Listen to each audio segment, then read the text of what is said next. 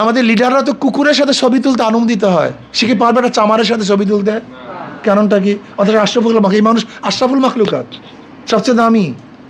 কুকুরের সাথে আমি ছবি তুলতে পারি, বিড়ালের সাথে ছবি তুলতে পারি, কিন্তু আশরাফুল মাখলুকাত একটা মেতরের সাথে আমি পারবো ছবি তুলতে কাঁধে হাত দিয়ে? লজ্জা লাগে। তার মানে কুকুরের চেয়েও কি আমার ওই আশরাফুল মাখলুকাতটা কি নিচু হয়ে গেছে, অদম হয়ে গেছে?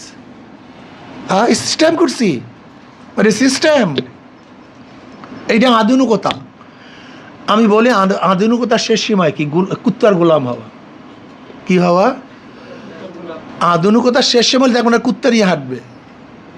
এই আধুনিক, অনেক আধুনিক, সে স্মার্ট। তার মানে কুকুর নিয়ে হাঁটতেছে।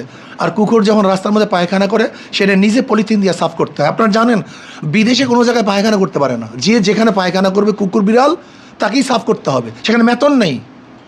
এর জন্য দেখবেন প্রত্যেকটাই যারা আধুনিক তাদের পকেটের মধ্যে পলিথিন থাকে, পলিথিন থাকে। যখন কুকুর পায়খানা করে নিজেকে সাফ করতে হয় মিয়া, এটা বাস্তবতা।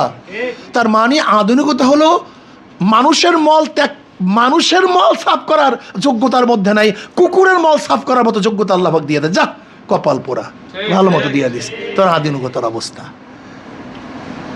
আধুনিকতার অবস্থা হলো কুকুরের মল সাফ করা আর হলো উলঙ্গ হওয়া। যে মেয়েটা যত উলঙ্গ সে অনেক স্মার্ট।